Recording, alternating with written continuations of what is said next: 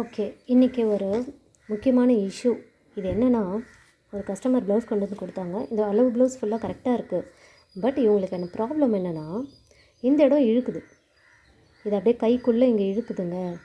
இது வந்து இப்படி ஃப்ரண்ட்டில் வந்து நிற்கிற மாதிரியும், இது இப்படி இழுக்கிற மாதிரியும் சொன்னாங்க. பட் பார்க்குறதுக்கு எல்லாம் பர்ஃபெக்டாக இருக்குது, கரெக்டாக இருக்குது. இந்த கை எதனால் இழுக்குது? இங்கேயும் பெருசாக இருக்குது, நல்லா பெருசாக தான் இருக்குது. இங்கேயும் நல்லா நிறைய கொடுத்துருக்காங்க. பட் ஏன் இழுக்குது அப்படின்னா, கட்டிங்கில் இருக்குது.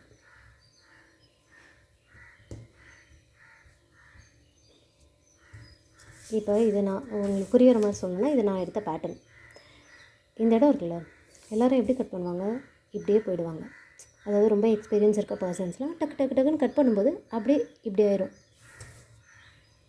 அப்போ இது எப்படி இருக்குது?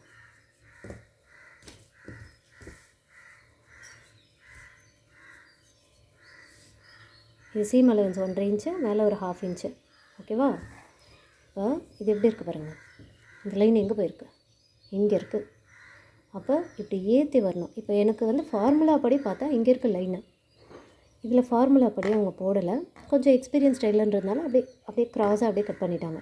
அப்போ இது எப்படி போயிடுச்சு? கீழே போயிடுச்சு. இவ்வளோ துணியும் இங்கே கொடுக்க வேண்டிய கிளாத்து அந்த இழுத்துடுச்சு.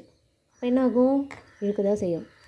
ஸோ நீங்கள் வெட்டும்போது இப்படியே வெட்டக்கூடாது, இப்படி இடுங்க. அப்போ தான் இங்கே துணி கிடைக்கும். கை தூக்கும்போது இழுக்காமல் இருக்கும்.